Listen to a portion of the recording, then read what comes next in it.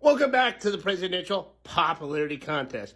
Last time I asked you who you thought was a better president, Andrew Johnson or Barack Obama. By a score of 15 to 58, it was Barack Obama. Strike one for Johnson.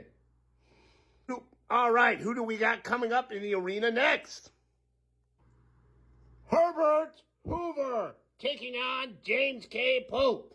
So, who do you think was a better president? James Polk or Herbert Hoover? Vote now. We'll have the results sometime tomorrow. Polk! Hoover! Unified!